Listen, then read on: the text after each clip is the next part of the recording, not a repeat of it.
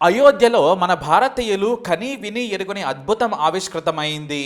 రాముడు పుట్టిన చోట రామాలయం నిర్మాణం పూర్తయింది. రాముడి విగ్రహ ప్రతిష్టాపనకు ఏర్పాట్లు అత్యద్భుతంగా జరుగుతున్నాయి. అయితే రామ జన్మభూమి అంటే ఖచ్చితంగా సీతాదేవి ఉండాలి కదా.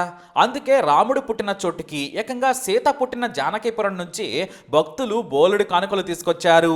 ఈ జానకీపురం చాలా మందికి తెలిసుండొచ్చు. నేపాల్లోని జానకీపురంలోనే సీత పుట్టింది.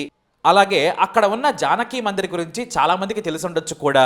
సీతకు మాత్రమే ప్రత్యేకంగా ఉన్న గుడి అద్భుతంగా ఉంటుంది. ఈ ప్రాంతం నుంచే సీత తండ్రి జనకుడు పాలన చేశాడు. అంతేకాదు రాముడితో పెళ్లి కూడా ఈ గుడి ప్రాంతానికి దగ్గరలోనే కొండపైనే జరిగింది. రాముడు సీత ఒక్కటైన ఈ ప్రాంతానికి రామాయణంలో ఎంతో గుర్తింపు ఉంది. ఇక్కడ ఉన్న పెళ్లి మండపాన్ని నేపాల్ అధికారులు కాస్త నిర్లక్ష్యం చేసినా కూడా నాడు హిందువులు కొంతమంది సాయంతో మళ్లీ దానిని జాగ్రత్త పరచడంతో యునెస్కో గుర్తింపు కూడా వచ్చింది. అయితే మన సీత తరపున జనకుడి తరపున నేపాలీ భక్తులు కానుకలు తీసుకురావడానికి కారణముంది. సీతాదేవి తమ దగ్గరే పుట్టారని ఘనంగా చెప్పుకుంటారు నేపాలీలు. అంతేకాదు రాముడు సీత ఒక్కటైంది కూడా అక్కడే. నేపాల్ భారత్ మధ్య ఉన్న సంబంధం అంతలా ప్రాచీన కాలం నుంచే పెనవేసుకుపోయింది. జానకి మందిర్ ఇప్పుడు ఆధునికంగా మారిన గతంలో అత్యద్భుతమైన రాతి శిలలతో నిర్మించిన గుడి ఉండేది. సీత పుట్టి పెరిగిన ఈ ప్రాంతంలో 1657లో ఓ రైతుకు తన భూమిలో బంగారంతో చేసిన పెద్ద సీతాదేవి విగ్రహం లభించింది. దీంతో అతను తనకు తానుగా దాచుకోకుండా ఏకంగా గుడి కట్టి అందులో ఆ విగ్రహాన్ని ఉంచి భక్తులను మైమరిచిపోయేలా చేశారు. ఆ తర్వాత కాలక్రమేణా ఆ గుడి శిథిలం కావడంతో మళ్లీ నేడు నిర్మించారు. ఇక్కడే మరో అత్యద్భుతమైన ఘట్టం కూడా జరిగిందని అక్కడ దొరికిన విగ్రహాలను బట్టి మనం అర్థం చేసుకోవచ్చు. సీత పుట్టిన చోటే ఎంతో గొప్పగా ఆ ప్రాంతం ఒకప్పుడు పరిడవిల్లింది.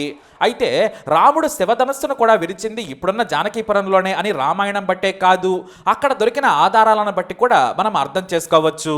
వేల ఏళ్ల క్రితం నాటి రాతి విగ్రహాలు, రామాయణాన్ని తెలిపే ఎన్నో శిలలు బయటపడ్డాయి. ఇక్కడ నుంచే కోతవేటు దూరంలో ఉన్న సీతా కళ్యాణ మండలంలోనే రాముడు సీత ఒకటయ్యారు. అందుకే సీతకు గుర్తుగా జానకి మందిర్ కట్టారు భక్తులు. ఈ జానకి మందిర్ ప్రాంతం నుంచే కాదు, నేపాలీలోని భక్తులంతా కూడా రాముడి వేడుకకు సీత తరపున కానుకలు తీసుకురావడం ఇప్పుడు విశేషంగా మారింది. ఎందుకంటే రాముడు లేకుండా సీత జీవితం లేదు, సీత లేకుండా రాముడి కథ మాత్రమే కాదు పుట్టుక కూడా లేదు. అందుకే సీతారాములని కలిసే పిలుచుకుంటారు భక్తులు. కాబట్టి రామ జన్మభూమికి సీత జన్మభూమి నుంచి కానుకలు తీసుకొచ్చారు నేపాలీలు. దాదాపు 500 మంది భక్తులు 3000కు పైగా కానుకలు తీసుకుని వచ్చారు. బంగారు కానుకలు ధన రూపేణ, అలాగే వెండి కానుకలు కూడా ఉన్నాయి. రాముడికి బంగారంతో చేసిన జోడు నుంచి సీతాదేవి కాళ్ల జోడు వరకు కూడా ఉన్నాయి. రాముడికి బంగారు ఉంగరాలు, వెండి పాత్రలు, పువ్వులు, ఇలా సీతాదేవి నిజంగా ఉండి ఉంటే రాముడికి ఏం తీసుకొచ్చేవారో తాము కూడా తమకు తోచిన చేతనైన కానుకలు తెచ్చామని రామభక్తులు అయోధ్యకు చేరుకున్న తర్వాత మీడియాకు తెలియజేశారు. రాముడి గుడి, అది కూడా ఆ దివ్య పురుషుడు పుట్టిన చోట మహా అద్భుతంగా కట్టిన ఆ గుడిని దర్శించే భాగ్యం రావడం మా అదృష్టం. అందుకే మా శక్తికి మించి కానుకలు తీసుకువచ్చాం. ఈ జన్మకు ఇది చాలు, వచ్చే 100 తరాలకు మనం ఆద్యులం. కాబట్టి సీత పుట్టిన ప్రాంతంలో ఉండే మేము ఆ దేవుడి గుడికి కానుకలు తెచ్చామని మురిసిపోతున్నారు. నేపాల్ నుంచి ప్రత్యేకంగా వచ్చిన భక్తులకు జానకీపురం మేయర్ మనోజ్ షా నేతృత్వం వహించారు. కొన్ని వందల మంది ఎన్నో రోజులు కష్టపడి వెండి, బంగారు వస్తువులు తీసుకుని వచ్చారు. పవిత్రమైన జానకి మందిర్లో వాటిని ఉంచి తాము తీసుకొచ్చామన్నారు. అలాగే ఈ కానుకల్లో మంగళసూత్రం నుంచి వెండితో చేసిన ధనుస్సు, సీతమ్మ వారికి నెక్లెస్, సీతారాములకు ఉంగరాలు, ఇలా ప్రతి ఒక్కటి జానకీపురం నుంచి తీసుకొచ్చారాయన. అంతేకాదు వీటిని గంధకీ నదిలో పూజలు చేసి మరీ తీసుకొచ్చారు. ఈ గంధకీ నదికి కూడా ఓ ప్రత్యేకత ఉంది. దీనినే విష్ణు రూపంలో ఉన్న నది అంటారు. అంటే రామునికి సమానమైనది అని అర్థం. అక్కడ పూజలు చేసి తీసుకొచ్చారు. వీరందరికీ విహెచ్పి ఆధ్వర్యంలో భారీగా వాహనాల్లో స్వాగతం పలికి అయోధ్య గుడి దగ్గరకు తీసుకెళ్లారు.